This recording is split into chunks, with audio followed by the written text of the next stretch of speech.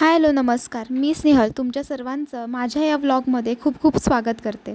तर आज आपण जाऊयात समर इंटर्नशिप प्रोग्राममध्ये, की ज्याच्यामध्ये माझंही नाव आलं होतं आणि ते रिसर्चसाठी होतं. तर आधी तर माझी इच्छा नव्हती जायची, तर मी दादाला बोलले की काय करू, जाऊ की नको. तर मग दादा बोलला की तुझी इच्छा आहे बघ, तुला जर जायचं असेल, काही शिकायला भेटत असेल तर जा म्हणून. तर मग नंतर म्हटलं की ठीक आहे, काहीतरी शिकून तर येईलच. तर मग तेच कॉलेज आहे आणि 6 तारखेला शिवाजी महाराजांचं राज्याभिषेक सोहळा असतो, तर ते सुद्धा ह्या कॉलेजमध्ये खूप छान थाटामाटात केलं. आणि ही जी होती ती माझी फ्रेंड जुई, ज्या आमच्या दोघींचंही यासाठी आमचं नाव होतं. मी रिसर्चसाठी होते आणि ती न्यूट्रिशनसाठी होते. हे तेच कॉलेज आहे जिथे आम्ही दोघीही होतो.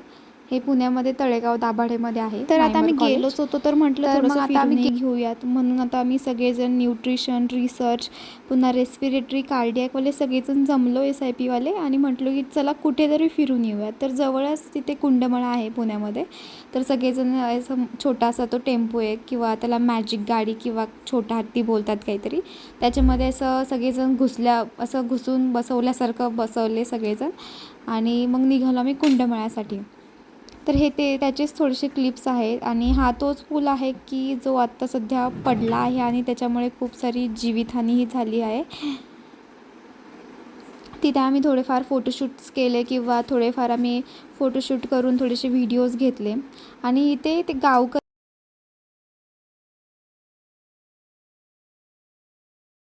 बघण्यासाठी ते खूप वेगळं किंवा असं युनिकच वाटत होतं की पाण्यातून गाडी चालवतात वगैरे.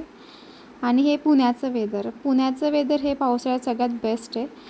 कारण रिसर्चसाठी आम्हाला एक प्रोजेक्ट दिला होता की ज्याच्यामध्ये आम्हाला जेवढ्या पण प्रेग्नेंट वुमेन होत्या की त्यांचं प्रत्येकाचं आम्हाला न्यूट्रिशन चेक करायचं होतं. तर सगळ्याचं आम्हाला म्हणजे त्या सर्वांचं न्यूट्रिशन चेक करून आम्हाला त्याचं ॲनालिसिस करायचं होतं आणि ते रिसर्चसाठी पुढे पाठवायचं होतं.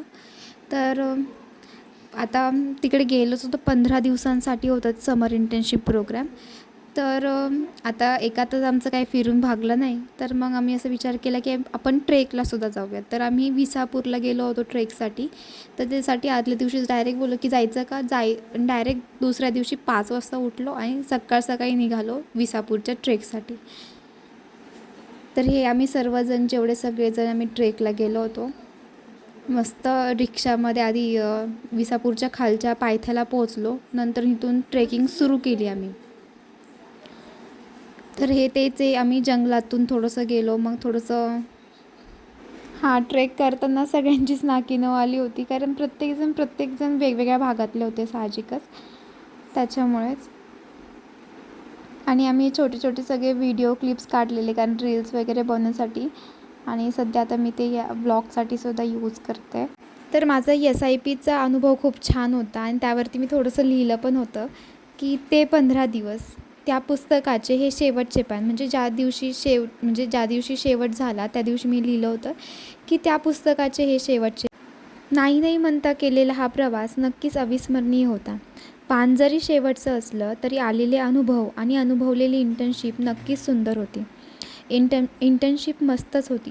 पहिल्या पानावर भेटलेली अनोळखी चेहरे आज शेवटच्या पानावर ओळखीचे झाले. कुंडमळामध्ये ऊन लागल्यापासून ते ट्रेकला थकल्यापर्यंतची गोष्ट वेगळीच होती. रिसर्च करण्यापासून ते न्यूट्रिशनपर्यंत आणि कार्डिओलॉजीपासून ते रेस्पिरेटरीपर्यंत घेतलेली शिदोरी आज या पुस्तकात बंद करून घेऊन चाललो आहे.